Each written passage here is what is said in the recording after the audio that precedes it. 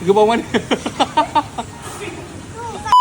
Okey geng, aku jumpa lagi satu pot makan steamboat paling murah dekat Melaka. Baru RM36 satu kepala. Yang paling penting, ada daging syabu-syabu kat sini.